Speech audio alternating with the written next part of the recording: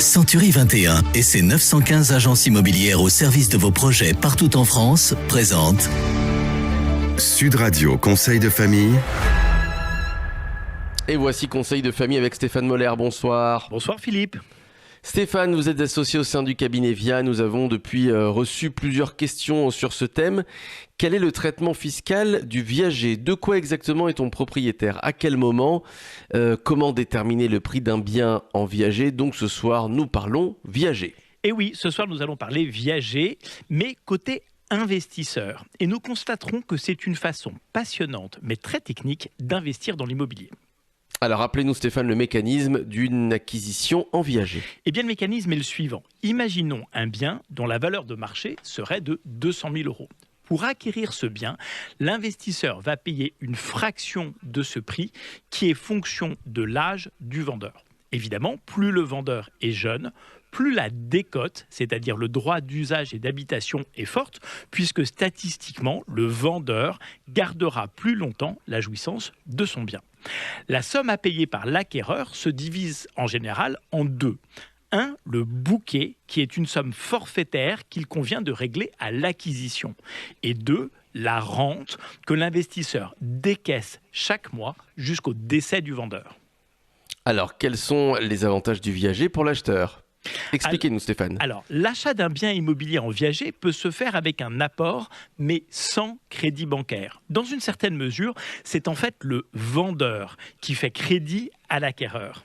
Ce qui permet de contourner la difficulté de monter une opération de crédit, mais aussi pour certaines personnes de contourner les problématiques d'assurance de prêt. Absolument. Et le second point attractif repose sur le cadre fiscal. Dans un viager, il n'y a pas de revenus. Il n'y a donc pas de fiscalité sur les loyers perçus. Et pas de fiscalité sur la valeur décotée du bien. Les frais de notaire sont réduits, de même que la valeur retenue à l'IFI. Donc la fiscalité sur la transmission est aussi très avantageuse pour des biens acquis en viager.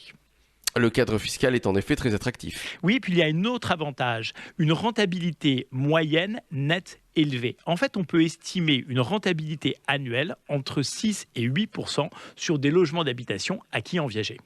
Ouais, c'est donc statistiquement plus rentable que l'immobilier classique. Ça peut être plus rentable que l'immobilier classique, oui, mais il convient d'être très bien accompagné pour acquérir un bien en viager. En fait, un prix d'achat jusqu'à 60% moins cher, le prix est effectivement diminué en raison du droit d'usage et d'habitation, correspondant au loyer théorique payé par le vendeur qui en fait occupera ce bien jusqu'à son décès.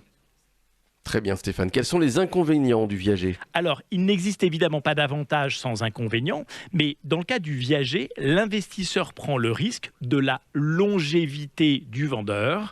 Mais si le bien est correctement acquis, d'un point de vue patrimonial, ce risque est en fait assez limité. En effet, il est probable que le bien se revalorise avec le temps et compense cet aléa.